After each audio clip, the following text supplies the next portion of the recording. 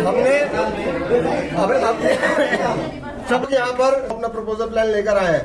हम लोग यहाँ पर उनको अपोज करने आए और एपेक्स बिल्डर भी यहाँ पर अवेलेबल था, मगर हमने उनकी एक नहीं सुनी और हमने एपेक्स बिल्डर को वापस जाने के लिए नारेबाजी शुरू की और हमारी नारेबाजी से वो एकदम बाहर चले गए। इससे हमारी होम बायर एकता का पता चलता है। आज अगर हम सब लोग इकट्ठे रहेंगे तो हमारी एकता की वजह से जो है ये हमें कामयाबी हासिल होगी। तो इसलिए हमारा आप सबसे यही अनुरोध है, आप लोग सब यूनाइटेड रहिए। कोई आदमी कहीं साइन कराने के लिए बोलता है, आपने किसी पेपर पे साइन नहीं करना है। ये काम सिर्फ एनबीसीसी ही कर सकता है। एनबीसीसी के अलावा हम और किसी बिल्डर पर रिलाय नहीं कर सकते हैं। आर.के. अरोड़ा और सुपरटेक ने ये कोशिश की थी कि एपेक्स को लाके इसकी कार्रवाई में बाधा डाली जाए, जो एनबीसीसी को बाहर करने का इनका प्लान था।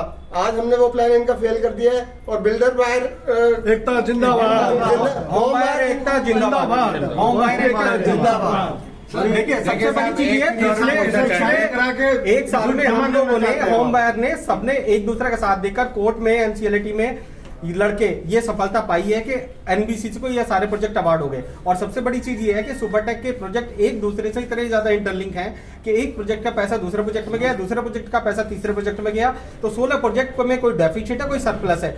अगर इसी तरह से होगा कि एक एक प्रोजेक्ट के लिए कोई एक बिल्डर लेके आ जाएगा एक्स प्रोजेक्ट के लिए और वाई के लिए नहीं लेके आएगा तो वाई प्रोजेक्ट फिर अटक जाएगा। तो हम लोगों को खाली अपने प्रोजेक्ट के बारे में नहीं सोचना है, हमें 25,000 होम बायर के बारे में सबको एक परिवार के तरह से सोचना है कि हमें किसी को भी पीछे नहीं छोड़ना है। हमें सारे 16 प्रोजेक्ट एक साथ लेके चलने।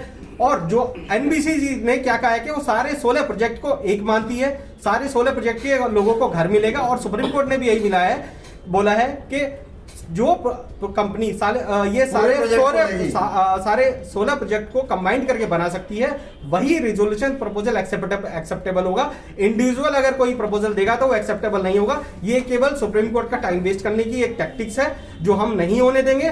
और सब लोगों को हम यही प्रार्थना करते हैं सबसे कि एनबीसीसी के फेवर में अपना मेल ड्राइव चलाएं, अपना कंसेंट दें। और सुपरटेक जिस तरह से इन्होंने एनसीएलटी में भी किया था, होम बायर के फेक सिग्नेचर लेके कोर्ट में सबमिट किया था कि भाई होम बायर सुपरटेक को चाहते हैं, वो यहाँ पे भी करना चाहते हैं। और उन्होंने कुछ ऐसे कार्यक्रम शुरू भी कर दिए हैं। तो हमारा सबसे ये निवेदन है कि किसी भी डॉक्यूमेंट पे जिसमें सुपरटेक अपना कंसेंट लेना हो कोई भी साइन ना करे, या किसी भी पेपर पे जिसमें उसका पर्पस क्लियरली लिखा हुआ ना हो वहां पे साइन ना करें, क्योंकि आपको नहीं पता आपके साइन सुपरटेक किस तरह से यूज करेगा।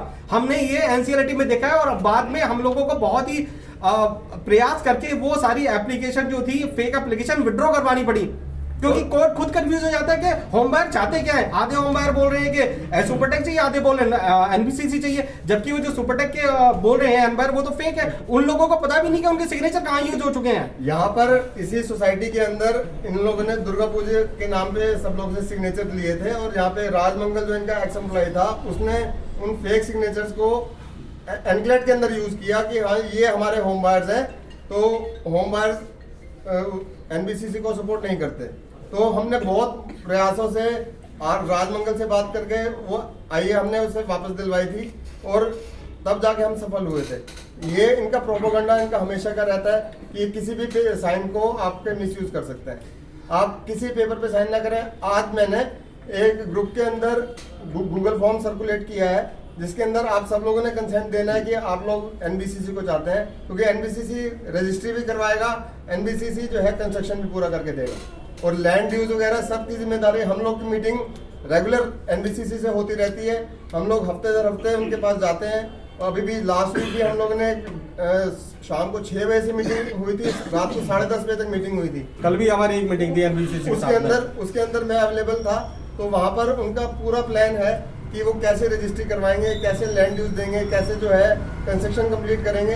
तो सिर्फ एक एनबीसीसी ही करा सकता है। और सबसे बड़ी बात है अकाउंटेबिलिटी उनकी है।